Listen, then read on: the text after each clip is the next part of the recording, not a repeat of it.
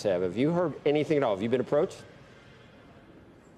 Well, right now, Joe, as you probably have read, the Republicans, and Nicole could talk more about this, are focused on, getting to the speaker, on working with their colleagues and some of the more extreme members. I'm always open to discussion. Many of us are. But my number one goal is making sure that we can move forward here. I'm sure Nicole feels the same way. We've got a lot of work to do for the country, and I want to make sure that we, at the end of this, can govern in a bipartisan way and get things done. So I'm sure Nicole's got more on that, but the bottom line is always open to conversation. But Joe. You haven't been approached. I heard that it would have to be that people were approaching Democrats, but it might not be Kevin McCarthy. Would not necessarily be. I think Ro Khanna mentioned a couple of different names, but you yourself are not involved in what the other side is contemplating at this point. Josh, you're eating popcorn and having a brewski. No, I'm not enjoying this. I mean, I want the country to. Come on. When you have a branch of government offline.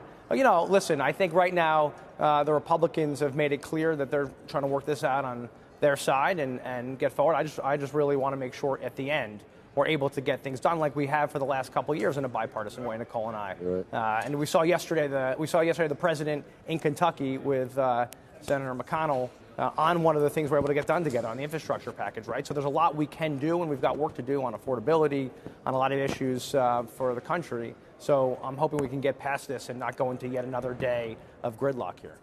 Congresswoman Malliotakis, I can imagine that seeing Mitch McConnell and President Biden together, that might even just embolden some of the 20 holdouts. Do you think?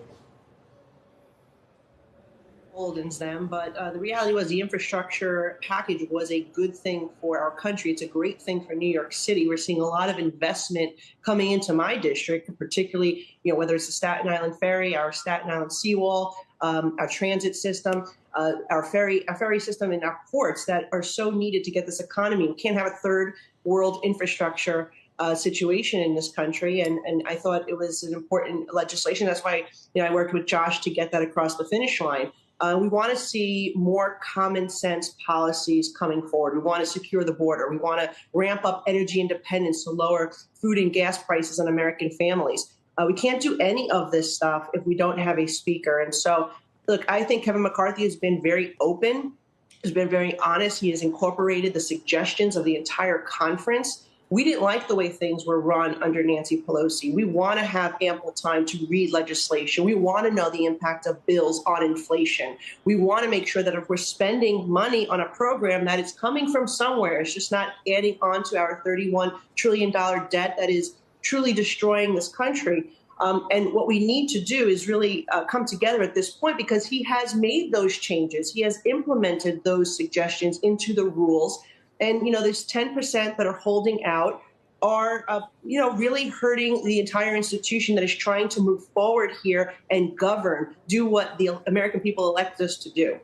Were you at any of the meetings last night that were going on after Congress adjourned again with some of the 20? Because we're hearing that they're still listening, I guess, and still talking. Are you involved with those, or at least do you hear what's coming out? There was a handful of representatives from each side that were in those meetings last night. I'm going to be joining a whip meeting shortly to see what has evolved and see if it's something that the other 200 can support. But the reality is that they wanted to have Jim Jordan. Jim Jordan supports Leader McCarthy.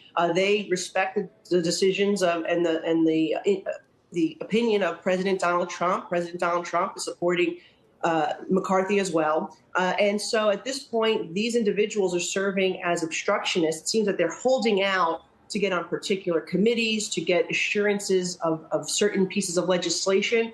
And that's not how a representative democracy works. Right. We all have a say in what bills will be passed, or who no one's going to tell me that I need to vote for a particular bill. Right. I haven't done that yet, and I don't intend to do that ever. I want to represent what's in the best interest of my constituents. So they should be putting those petty personal interests aside and do what's best for the conference and the country, considering that Leader McCarthy has basically done all the things that they wanted in terms of changing the rules of the House to make sure that Congress and this institution flows better, works better for the people and for those of us who are elected to represent them, not running it like the way Nancy Pelosi did.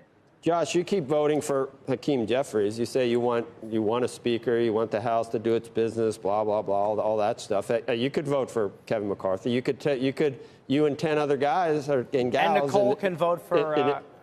And Nicole for Hakeem Jeffries could vote for Hakeem Jeffries.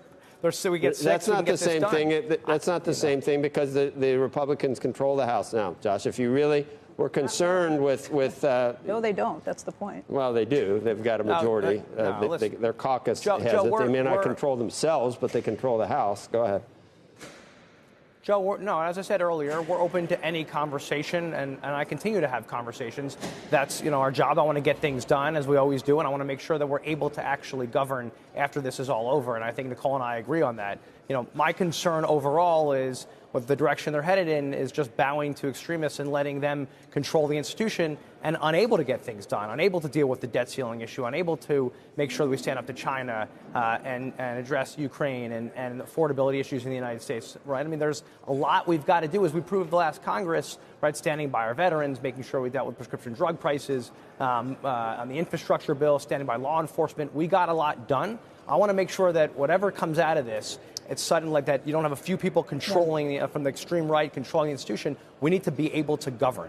And that's, I think the entire part of your group is that you don't want anybody on the extreme right or the extreme left. So then vote for McCarthy. So, then. Congresswoman, let me ask you: is there a point where Kevin McCarthy loses your vote? Because it seems like last night he's offered to cave to just about every demand that this group of 20 extremists have come up with at this point. That they want committee membership or committee placements, that they want to be able to take him out with one vote or take a vote with one person saying, I want to be able to remove the leadership. Is there a point where he gives away so much that you won't vote for him?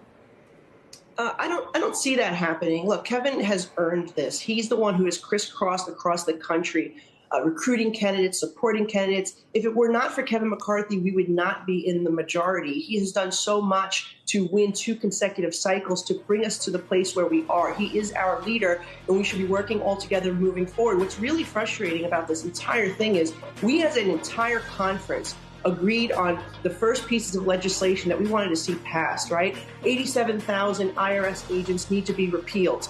We want to pass our Border Security Act of America. My bill, Prosecutors Must Prosecute Act, to hold rogue prosecutors like Manhattan DA Alvin Bragg accountable and expose their record to the public. That can't pass either. And these were all things that were on the agenda for this week, but unfortunately we can't get any of it done. We wanted to stop the president, by the way, from raiding the strategic petroleum reserves. That's another big issue. So we can't do any of it, though, because this 10% is hijacking us. And really, this is like your business channel. Look at it this way. In what company, what corporation do 10% of the individuals, whether it's the board of directors or the shareholders, dictate what is happening in that company? So we can't allow them to win this. Congress